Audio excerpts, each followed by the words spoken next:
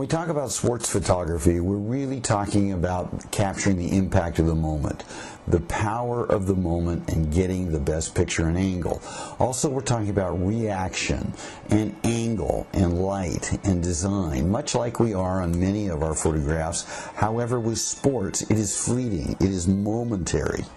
Now, we can look at our great sports photographs of the past, like Babe Ruth's farewell at Yankee Stadium, Muhammad Ali's defeat of Sonny Liston, these great photographs, the Michael Jordan, his legendary getting air underneath him, and perhaps even the Dwight Clark famous The Catch over Dallas. All of these are examples of really fine, high-impact moments captured at just the right time. But they're also a combination of patience by the photographer, by waiting, by understanding the sport and seeing what is coming next.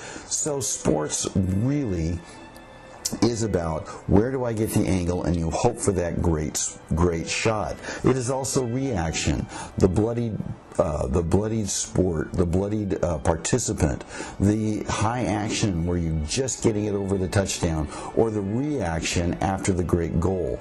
All of these are great moments in sports or in pictures that really solidify a moment in our minds, and some pictures become iconic, like many of our other iconic photographs we talked about in history. Now, sports photographers live on the sidelines of the sports, okay? They're really a different breed of photographer than everybody else. They have some things they have to deal with. They must be fully equipped, as you can see here. There is specialty equipment to do sports photography right. Now, the amateur can do a pretty good job with a zoom lens, but again, position, timing, angle all play a key role. The photographer must have tremendous patience. You have to wait. You have no control over what is going to happen, so you have to really understand what's happening next. And then you have to know the sport. You have to know and anticipate the action of the sport, because there is no it's not just chance. You can go out to a sporting event and shoot a whole bunch of stuff, but if you know the sport and anticipate what's going to happen, you're going to be much more successful. Now, there's other types of sports, like extreme sports photography. This has gained a lot of popularity in the last, say, 20 years, and it's really fascinating stuff. But it's not only working the sport, but it's battling with the elements that you have to shoot in, like surfing or skydiving.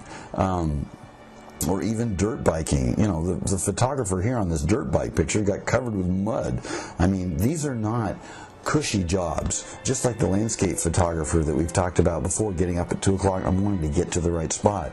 These are not photography of these types, of this caliber of what we're talking about, is hard work. Now, can everybody capture this type of work? Yes, if you're in the right place, the right time, and again, have the right equipment. But again, you've got to know the sport, know what's going on. So sports photography really is emotion and impact. It is really looking for the reaction and the action, but where the story usually can be told most is in the reaction, like these pictures here. They really hit home. So the keys to good sports photography is to be ready for wherever the action may take you, wherever your lens needs to be, and anticipate and look for it. A second key is to know that a large majority of the photographs you may take in sports photography may not be all that good. They may not be the ones that you really want to hand in or show because they're out of focus or you missed the action or whatever. That's normal. And last, remember that sports photography is about impact and emotion and capturing it quickly.